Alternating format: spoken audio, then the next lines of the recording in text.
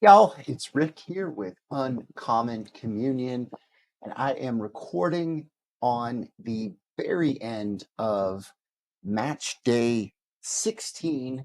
That would have been Friday. It's actually Saturday now. So we're going to talk about match day 17. And on Saturday, it is the last games of the group stage.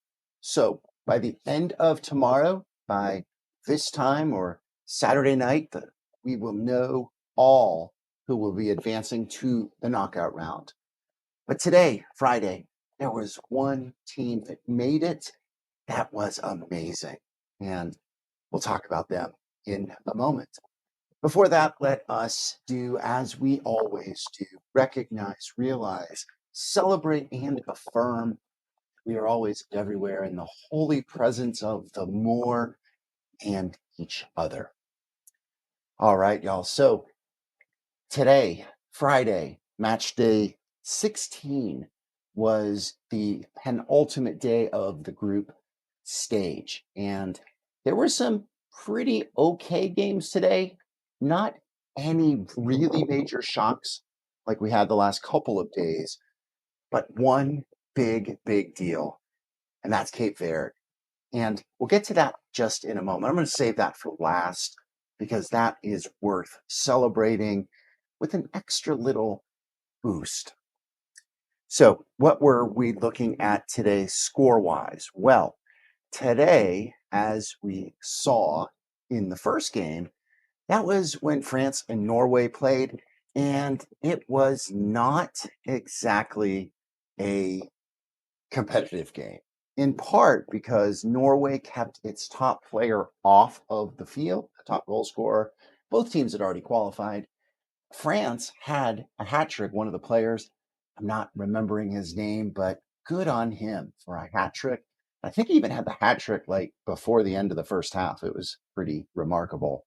On the other game in Group I, that was Senegal pounding Iraq and sending Iraq home. So we have Norway and France advancing, and Senegal maybe I think is on the bubble. Remember, there are 8 third place teams, and Senegal, I do believe, is in the running for that. Then we had a little bit later the mid game of the try set of games. That was Uruguay losing to Spain 1-0. Now, Spain sat many of their starters. Spain is an amazing team. Uruguay just couldn't get it done. It's actually been a really disappointing cup for them.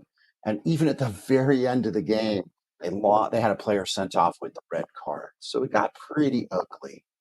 On the other side, in the other game, that was Cape Verde and Saudi Arabia. That was where the magic happened.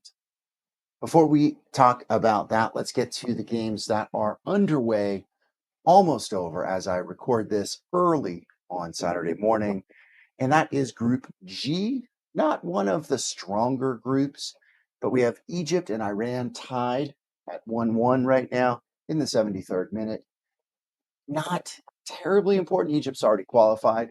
The more important game is Belgium and New Zealand, and Belgium is really handing it to the Kiwis, which are the lowest rated team overall in the World Cup. And Belgium is the 9th in the world, and they've struggled. They're an aging team. They really have never performed to the level that they certainly could hope for. And but they are going to advance, them and Egypt. Well, back to the one all of us were watching, the one I watched the entire game of. It wasn't pretty football, but it was effective and it got the job done. And it is always kind of amazing to think in soccer, football, that a tie, a 0-0 tie, can be significant and can be exciting. Because by tying 0-0 twice, once against Spain and then tonight against Saudi Arabia, and by getting 2 goals against Uruguay, but also tying Uruguay, Cape Verde is going to go through. And it has to do with what the other teams have done as well. So Cape Verde, as you probably heard, is the 3rd smallest country ever to make it to this stage. And they are the smallest country ever to advance beyond the group stage. Amazing story, amazing team. Country has just 500,000 people, 500,000 people in the entire country. You know, it's funny because we are learning, I am learning, and maybe you are too, geography, right? I've heard it joked on a number of commentators have said, you know, the World Cup is the way our American kids are learning geography. Well, some of like the American adults are doing that as well. And Cape Verde is an island chain, 10 islands, almost due west of Senegal, right? And actually, Dakar, Senegal, right off of the coast there. And it is remarkable to see how well they are doing. It was a Portuguese colony. One of the main languages is Portuguese. And one of the players who plays on the Cape Verde team is a player here at Columbus Crew, Stephen Moyera. And it was, I thought he wasn't going to come into the game tonight. He played the entire game against Uruguay. Maybe he was tired, he needed to be rested. But I thought that they were out of subs. You can only have 5 substitutes in the course of the game. And I thought that Cape Verde was out of subs, but they didn't in the last few minutes. Moyera came on. I don't know that he touched the ball, but it was awesome to see our boy get onto the field. So where does this leave us? Well, it leaves us first and foremost with a wonderful story. You probably saw the Spain game where the 40-year-old goalkeeper for Cape Verde saved those shots. I think it was 7 really significant shots, some of the most saves ever in a World Cup game. And you may remember that his mother was not able to get over from Cape Verde to see her son do that. Well, with some help from some of our American diplomats, and I think Marco Rubio and Hakeem Jeffries got involved, she was there at the second game, and she was there tonight. And it was just so wonderful to see the TV coverage cutting to her frequently, especially after they tied and then saw that they had advanced when Uruguay lost to Spain. So it was wonderful to see his mom waving the flag and many of the other fans as well. And believe it or not, there is a large Cape Verde immigrant community in New England, mostly Boston and south of Boston. So it is nice to see that that game tonight was in Texas. So those folks uh, may or may not have traveled down, but it was wonderful to see the Cape Verde fans. So, what are we looking at for Saturday? Again, in the the very last of our games in the group stage. So we have 3 more groups to finish up. The 2 big teams that will be playing will be Argentina and England. They're not in the same group, so they won't be playing each other. But what we are looking at is Group J. Argentina has already won that group. Austria is in second place, Algeria is in third, and Jordan has already been eliminated. So Argentina is playing Jordan. Argentina is just going to probably rest players. And, you know, probably that won't be that exciting of a game.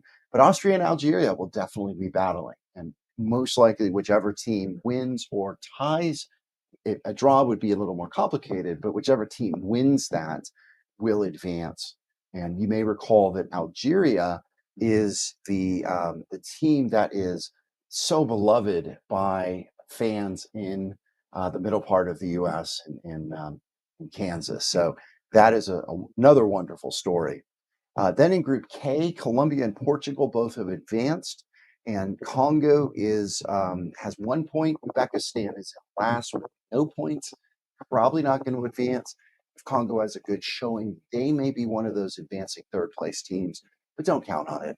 And then over in Group L, England and Ghana both have advanced, and Croatia is looking for that 3rd place. So their match is going to be significant. So what are the matches tomorrow? We got 6 of them again. And what we are looking for in our schedule for tomorrow or today, as you once you pick this up, that would be Saturday. So what we will be looking for in our early game, and the early game comes on at 5, so kind of a little later tomorrow. That is Panama and England and Croatia and Ghana. That'll be the game to watch. Although it's fun to watch England most of the time, but the Ghana-Croatia game will be the more meaningful game. Then we have Colombia and Portugal. Both of those teams are through, and we have Congo and Uzbekistan. So again, none of those games are going to really be that meaningful.